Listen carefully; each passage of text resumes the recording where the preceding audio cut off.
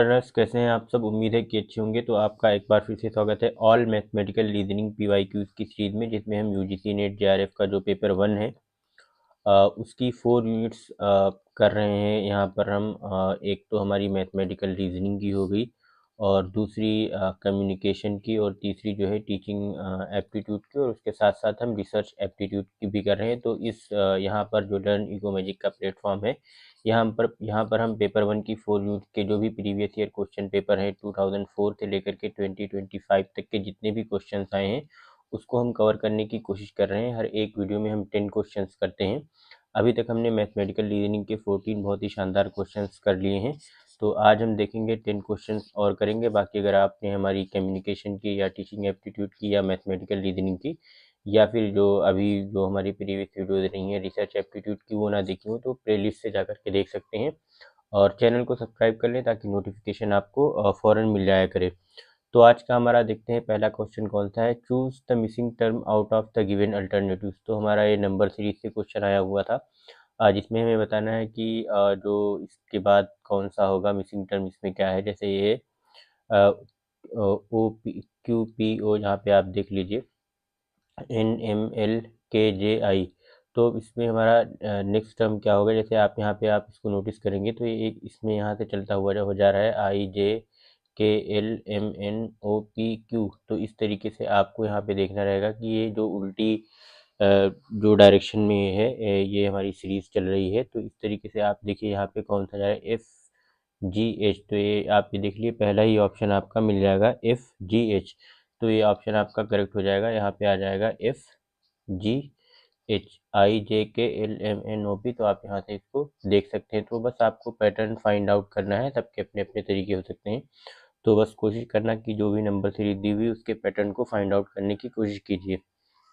Next question है आपका, the sum of deviations taken from which of the descriptive statistical measure is always equal to 0, mean, median, mode, percentile. तो इसका जो guys right answer है वो है mean. Mean के जितने भी डेविएशंस होते हैं सम के, तो वो हमेशा 0 के बराबर होते हैं। अगर मैं आपको करके दिखाऊं, यहाँ पे सपोज कर लीजिए यहाँ पे आपके पास 5 टर्म्स हैं, 5, 7 एंड 3 नंबर्स हैं आपके। आपका ये पहले टोटल निकाल लीजिए इनका। तो ये अराउंड 15 आएगा, इन 15 आएगा।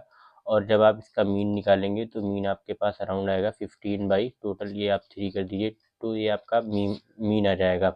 तो अब आप जो है मीन से डेविएशन निकाल लीजिए। 5 minus 5 is equal to 0, 7 minus 5 is equal to 2, और 3 minus 5 will be equal to -2। तो ये जो डेविएशन थे इसको सम करेंगे आप, तो ये हमेशा इसकी वैल्यू जो है वो 0 के आएगी।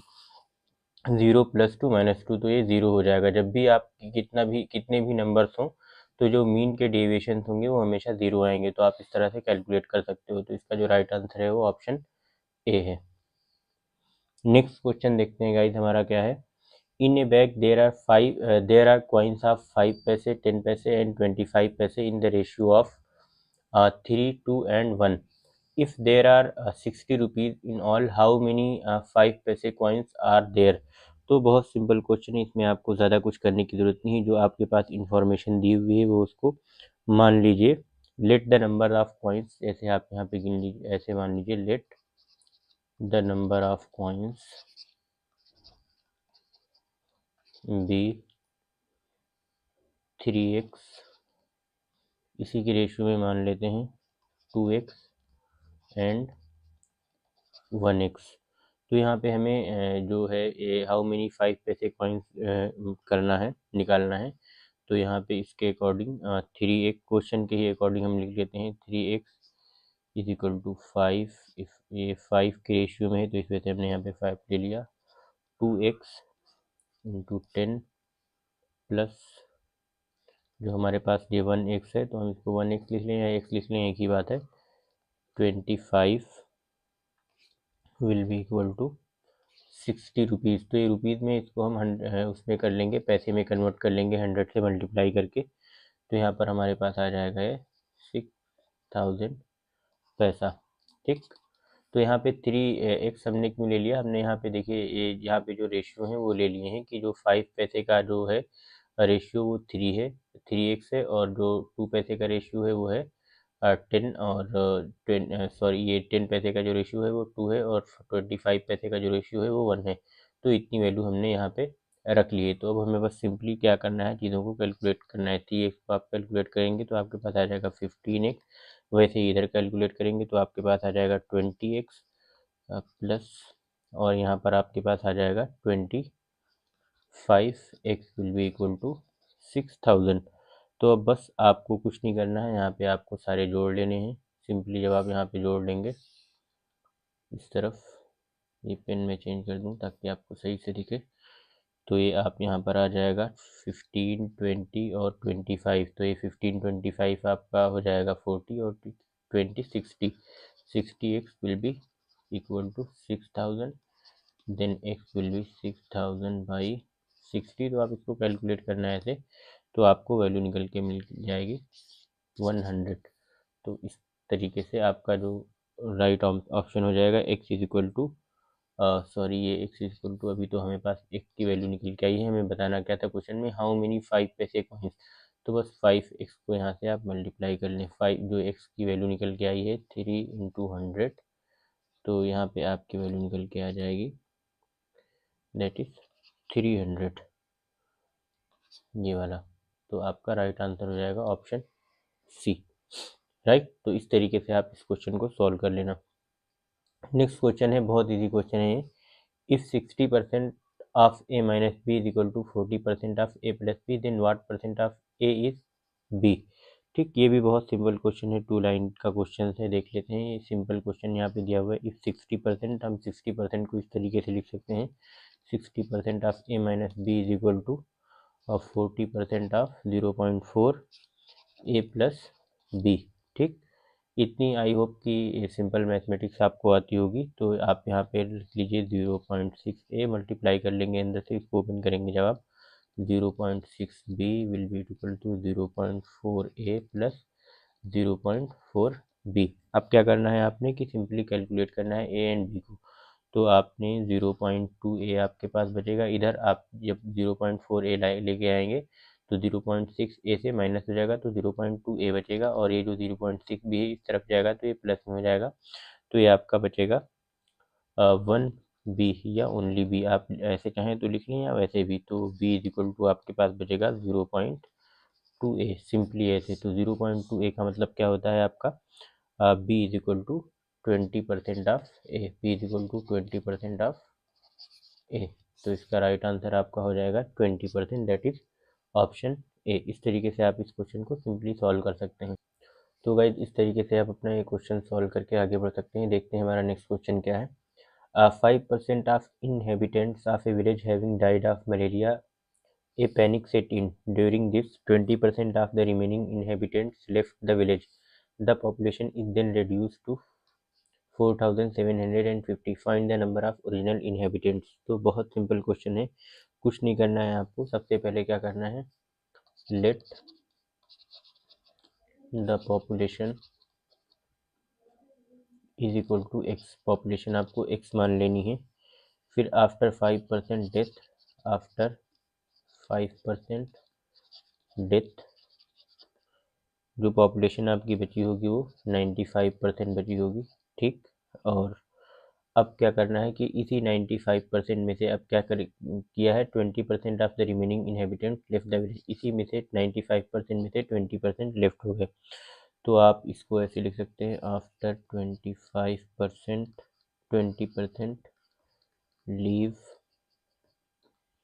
तो आप इसको ऐसे भी लिख सकते हैं 0.8, ये 20% लीव कर गई होगी तो 0.8 इंटू 0.095x, इसको आप मल्टीप्लाई कर लें कि इतनी पॉपुलेशन बची होगी। तो ये आपके पास टोटल जो आ जाएगी, आप जब इसको मल्टीप्लाई करेंगे आपस में, तो ये आपके पास आएगा 0.76a।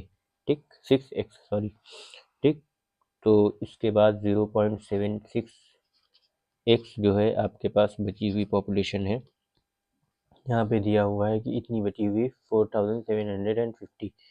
तो यहाँ पे आप इसको लिख लें 4750। बस सिंपली कुछ नहीं करना है, आपने इसको सिंप्लीफाई कर लेना है। तो x इज इक्वल टू आपका आ जाएगा 47,050 4750 अपॉन 0.76, तो इसकी वैल्यू निकल करके आएगी जब आप कैलकुलेट करोगे तो ये अराउंड आएगी 6250 के around. That is option C. तो आप कैलकुलेट थोड़ा सा तेज़ करना, तो जैसी भी आपकी कैलकुलेशन की स्किल है, ट्रिक्स है, जो भी, आप एक बार देख लेना कि किस तरीके से आपको तेज़ी के साथ कैलकुलेट करना है। बट ये किस क्वेश्चन किस स्टेप से सॉल्व होंगे वो मैं आपको बता दूंगा। हर एक के अपने जो कैलकुलेशन की स्किल्स हैं वो अलग अलग होती हैं, तो आप कैलकुलेशन देख लेना कैसे करना है। Choose the missing term out of the given alternative. बहुत सिंपल है यहाँ पे, T E F you ji H, फिर यहाँ पे डेट डैश, फिर डब्ल्यू के एल। तो देखिए यहाँ पे टी के बाद यू आया है, फिर यू के बाद यहाँ पे वी आना चाहिए। इस हिसाब से अगर आप देखें यहाँ पे वी आ जाएगा तो उसके वी के जस्ट बाद डब्ल्यू स्टार्ट होगा, और ये जो वाले वर्ड्स हैं ये कंसेक्यूटिव लगातार वर्ड्स हैं। जैसे जी एच है, ई एफ है, के एल है, तो इसमें वी है आई आना चाहिए, आई जे के एल, ये ई एफ के बाद जो है जी एच एफ, जो लास्ट टर्म है उसके बाद दो जो लेटर्स हैं वो स्टार्ट हो रहे हैं। यहाँ पे देखिए ई एफ के बाद जी एच, एच के बाद आएगा आई जे, और आई जे के बाद आ रहा है के एल। इस तरीके से आप तो पहले ये वाली सीरीज कंटिन्यू करेंगे, ये वाली टी यू वाली, फिर उसके बाद ये वाली सीरीज कंटिन्यू करेंगे यहाँ से, राइट। तो इस तरीके से आपका ये वी आई जे हो जाएगा राइट आंसर। नेक्स्ट क्वेश्चन है हमारा, the sum of all even natural numbers between 1 and 81 is. तो हमें बताना है कि sum of all even natural number जो है बिटवीन 1 एंड 81 वो क्या होगा। बहुत सिंपल क्वेश्चन है, इसको कुछ ज़्यादा खास करने की ज़रूरत नहीं है। आपने पहले निकाल लेने हैं नंबर ऑफ आइटम्स कितने हैं, नंबर ऑफ आइटम्स। तो ये जो फर्स्ट आइटम्स आपके होंगे, इसका मतलब जो फर्स्ट आइटम होगा आपका वो होगा 2, और बीच में बहुत सारे होंगे, और जो लास्ट आइटम होगा वो होगा 80, राइट। तो इन नंबर ऑफ आइटम्स निकालने के लिए आपको एन इज इक्वल टू आपको निकालना होगा लास्ट आइटम को, बस 2 से आपको डिवाइड कर देना रहेगा इवन नंबर के लिए। तो ये आप 2 से डिवाइड कर लीजिए यहाँ पे, ये 80/2 विल बी 40। तो 40 जो होंगे वो टोटल नंबर्स होंगे। तो बस आपको सम निकालने के लिए ये फार्मूला यूज़ करना है, sum is equal to n/2 first item plus last item. तो ये सिंपल कर लेना है, आपको कुछ नहीं करना है, बस 40/22, और ये आपका आ जाएगा 2 + 80। तो इस तरीके से आप इसको सॉल्व कर सकते हैं यहाँ पर, 20 इंटू 82। तो इसको आप जब सॉल्व करेंगे तो इस तरीके से आपका ये क्वेश्चन बहुत इजीली सॉल्व हो जाएगा। यहाँ पे आ जाएगा 4, यहाँ पे आ जाएगा 16, और ये 0 ये वाला। तो ये 1640 will be the right answer. देखिए इसमें कौन सा ऑप्शन है, ये ऑप्शन डी, ठीक है। तो 47 का option D will be the right answer. Next question है आपका, देख लीजिए, ये भी बड़ा इजी क्वेश्चन है, सिंपल सा है, कुछ करना नहीं, बस आपने कोशिश करनी है कि जो भी डिटेल आपको दी हुई है वो स्टेप वाइज लिखते जाना है पेन एंड पेपर से। तो पेन एंड पेपर का यूज़ करेंगे जितना ज़्यादा आप क्वेश्चन में, उतनी इजीली क्वेश्चन बना सकते हैं। देखिए, Manoj commission is 10% on all sales up to 10,000 and 5% on all sales exceeding this. He remits 75,500 to his company after deducting his commission. The total sales will come out to be। देखिए, सबसे पहले आपने total sales निकालनी है, तो total sale को assume कर लीजिए आप, let total sales is equal to X, और कमीशन जो आपका है वो निकल के आ जाएगा, कमीशन विल बी 10% ऑफ 10,000, जो क्वेश्चन में दिया हुआ है 10,000 विल बी इक्वल टू 1,000, ठीक। और 5% ऑफ, उसके बाद 5% ही मिलेगा, 5% ऑफ एक्स माइनस 10,000, ठीक। तो जितना भी बचेगा उसका सिर्फ 5% ही मिलेगा 10,000 के बाद। तो आप रेमिटेड अमाउंट लिख लीजिए यहाँ पे, रेमिटेड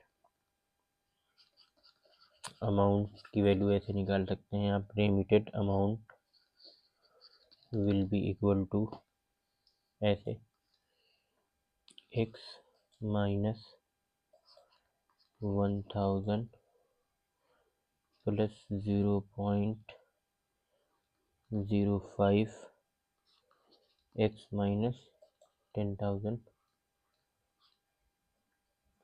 तो इस तरीके से इसकी वैल्यू जो दी हुई है क्वेश्चन में 75,500। तो इस तरीके से आप इसको क्वेश्चन बनाने के बाद बस सिंपल आपने कैलकुलेट कर लेना है चीज़ों को।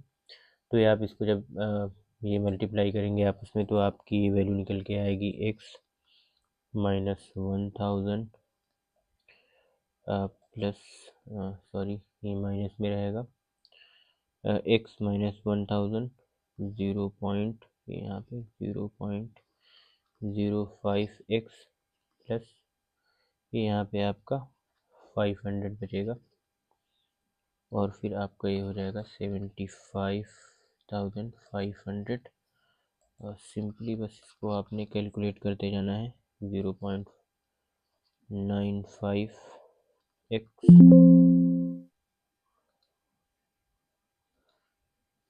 यहाँ पे आप इसको कैलकुलेट 0.95x माइनस 500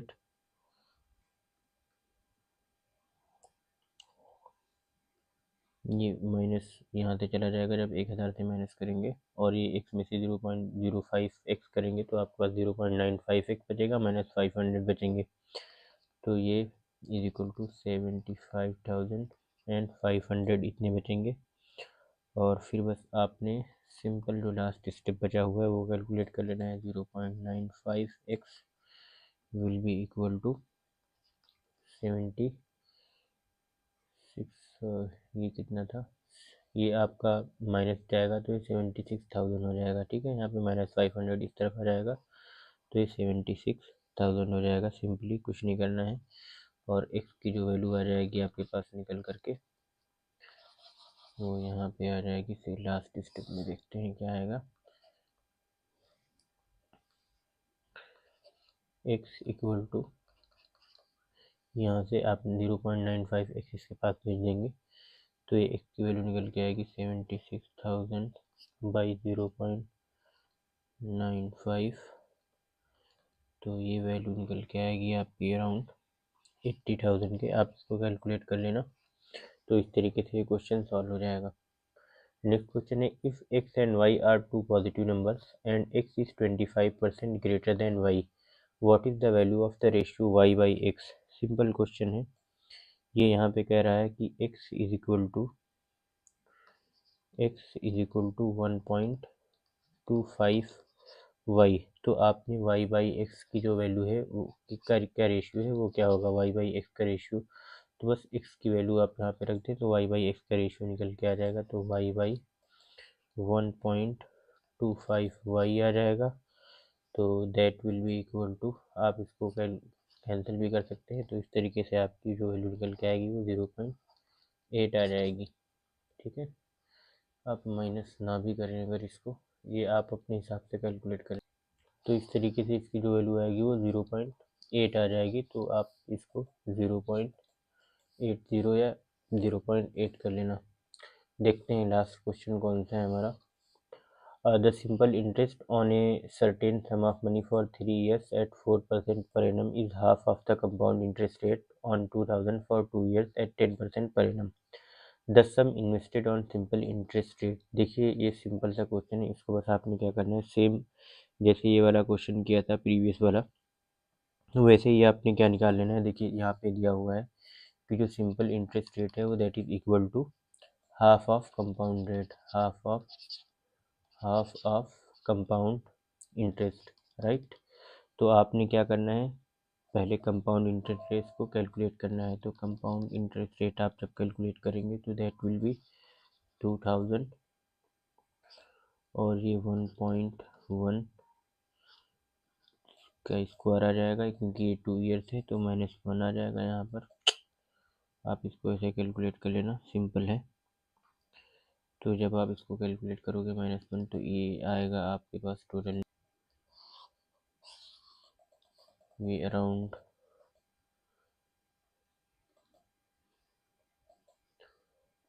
2000